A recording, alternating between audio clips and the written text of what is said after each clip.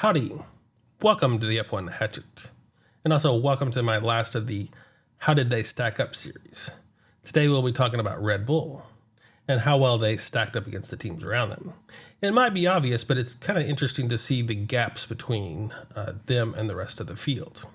Also, we'll talk about how the drivers stacked up against the drivers around them. You know, Max came out first, but what was the gap between him and the rest of the field? How well did Perez, who came in second, end up with the rest of the field between him? I know he was struggling at the end of the season. Did that really show up in these areas? Without further ado, we'll go over to this nice little chart here, and we will see that, of course, Red Bull ended the season in that number one Constructors' Championship. Now, where did I predict them? I predicted them a number two. I didn't think that Perez was going to do quite as well on getting the points they needed. I figured the other teams would actually be more competitive and gain more points and put them in that second position, even though I figured that Max was going to win the Drivers' Champion. I think that I was thinking that Ferrari, in all that glory, which didn't turn out to be the case, was going to be in that second and third positions, and maybe that first position on a few races to get them into that second standing of that first position, to pushing Red Bull to that second position overall, with two drivers getting more of the points than Max was. Now, I'm happy to say that Perez did a lot better in this season than I was expecting him to, even though he was struggling at the end of the season, having Max in his head, not being near as competitive to Max as he would have liked. Anyway, where my season ranking was for Red Bull was 1. And how did I come up with that? With the score of 8.25. Well, I ranked each of the Red Bull drivers in each race that they performed in from 1 to 10. And I took those averages together, and that came out to be 8.25 for Red Bull. So that put them in that first position for the overall ranking. So I think the drivers were doing a really good job of getting the most out of that Red Bull in general, which put them as a team into that first position. Now, if we look at the drivers themselves, we see Sergio Perez in that second position. I had him predicted in fourth, so he made up some ground on my preseason predictions. And then my in-season rating was a little bit farther down, so he really outshined my in-season rating of 7th, which was a score of 7.18 in the end.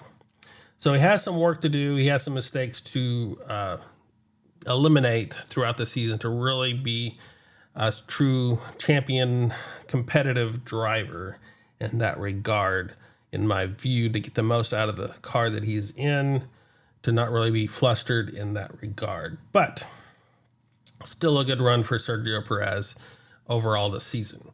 And of course, Max Verstappen ended up in first. I had him predicted in my preseason as first, and of course my in-season rating was first as well.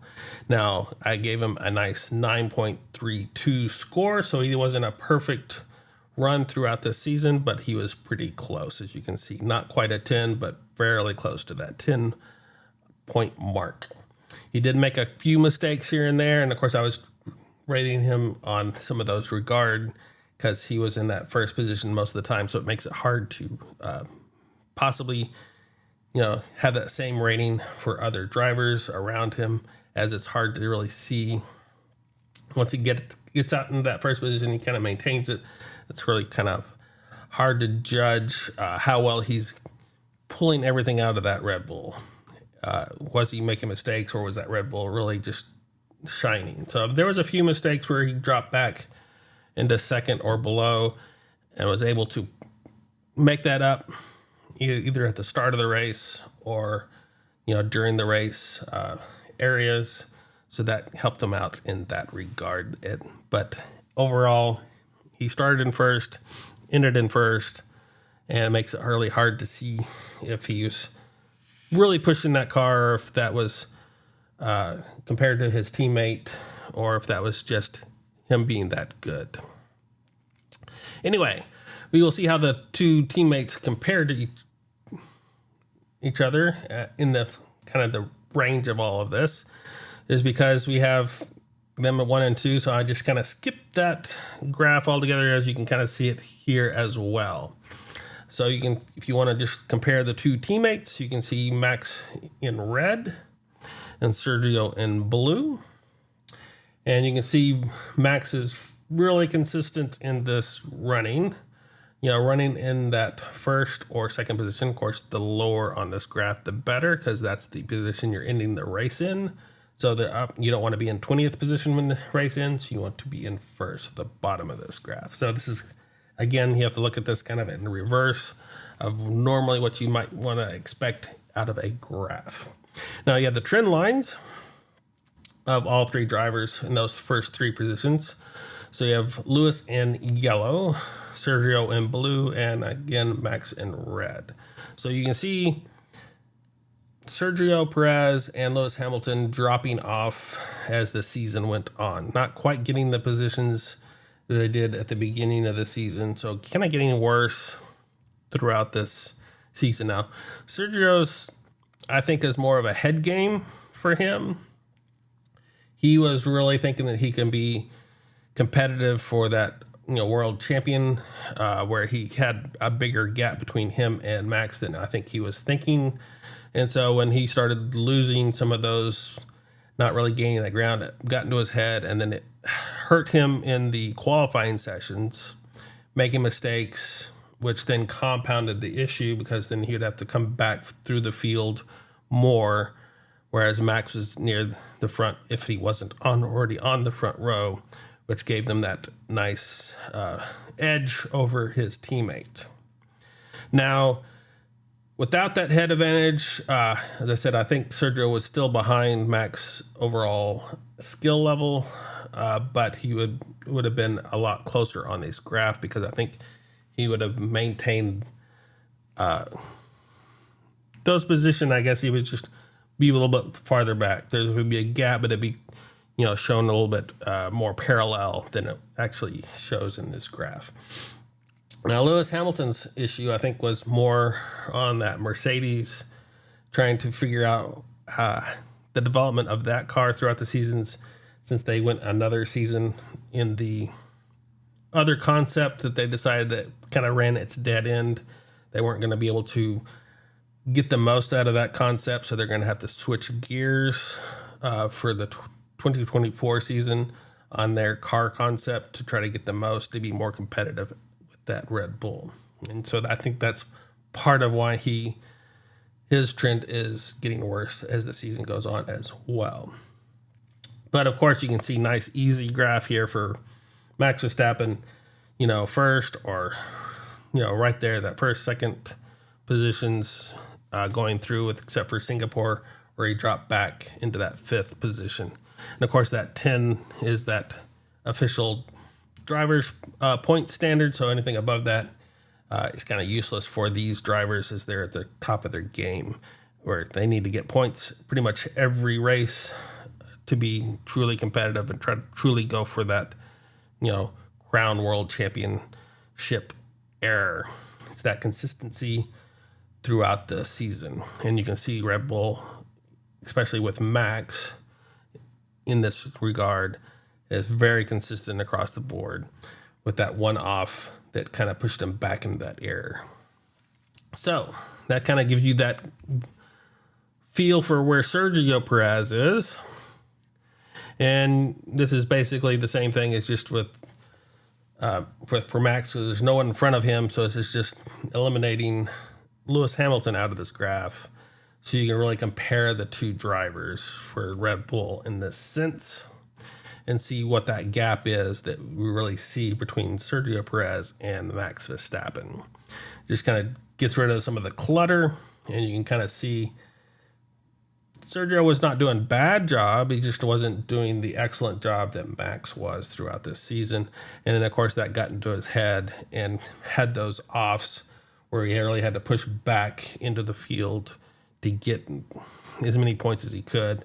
And I think that really hurt him in this season. Hopefully he can learn from that in the 2024 season, so that even though he's not going to be at potential the level that Max is, he can be closer to Max over the whole season, which will actually help him shine, I think, more in line with all of that. Because it's good to have that number 2 driver, being able to get points consistently, helping the team out overall, but not necessarily being the butting heads type that would really cause a super amount of friction between the drivers to cause some other issues on track. So I think Sergio Perez is a good choice for Red Bull in that second driver position. I know some people won't like to hear that he's the number 2 driver, and you can kind of see that from this graph that he's pretty consistent in that number 2 spot, even though at the beginning of the season he was able to win a couple of those races where Max was in that just behind him. But that gives you that nice view for those 2 drivers and kind of overall for the team. So you can actually look at how well Red Bull compared to the next closest team, which was Mercedes. So you have Red Bull in red and Mercedes in blue. Mercedes ended up with 409 points, and Red Bull, of course, had a whopping 860 points. And trend lines are going down as the season goes. That's so they're getting actually worse. They were getting less points overall to the season, because I think that's mainly because they knew where they were going to end up standing for the most part in the season, especially for Red Bull. So they didn't have to put a lot of effort on keeping that car developed, whereas Mercedes was trying to more shift their realm. They kind of said that they maxed out the development of that Mercedes, so they were shifting more towards next year as well. But so they kind of parallel each other on those trend lines going down. So you can see the kind of the gap between the 2 constructors there is pretty heavy. But overall, I think you can kind of get a nice view of the competitive and how far ahead Red Bull was from their next running team, which was Mercedes in this season. And you can also see that basically in this nice step graph between the 2. So you can see Mercedes kind of having that slight increase of points throughout the season, whereas Red Bull just gets that gap at the very beginning and widens that gap at each race as it goes through the season. So that didn't really have any chance of losing that first position in this run. They didn't plateau.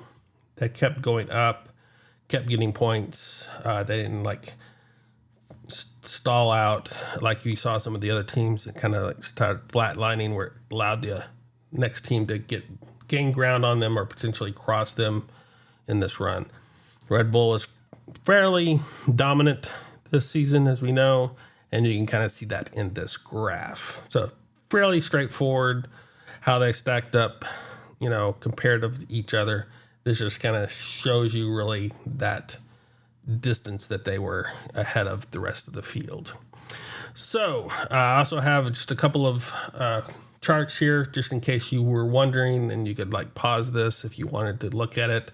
The official ranking for the constructors, what their points were, what my actual score was. So if you were kind of curious on how close each of these constructors were to each other, on my score point of view, you can see it here, and where they ended up slightly different. There was Ferrari and McLaren kind of switched places, as well as down the field with Alfa Romeo and Alfa Tauri. So my ranking kind of ended up slightly different than the official standings, but this gets you a nice little look at that if you're interested in that. And I have the same thing for the drivers here, and they're just 2 side-by-side columns. So you basically have Max in that first position at the top left, going down to Pierre Gasly, and then you have Esteban Ocon in that next area in that 12th position, going down to Nick de Vries in the very last 22nd position for the driver's point of view. And you can kind of see where my ranking was with the official driver's ranking and where those points were and how well I think they got out of the car for those drivers. So, of course, 5 is average. Anything below that is low. Of course, anything above that is good. And of course, 10 would be getting the most out of the vehicle. It's at every race, every possible instance, not making any kind of mistakes compared to their teammate, comparative to qualifying the whole weekend. So that's the whole weekend kind of score. So if there is a sprint race, it was rated in there as well in that same lump sum. So if you're interested in that, that is what that is. And that kind of finishes up this series on how well they stacked up. So if you have any suggestions on what you would like to see for upcoming videos, I would appreciate that. And if you like this video, I'd appreciate a thumbs up. And if you want to see me coming up in the next season or any other videos coming up, I would appreciate a subscribe as well. Until then, I will see you on the grid, and farewell.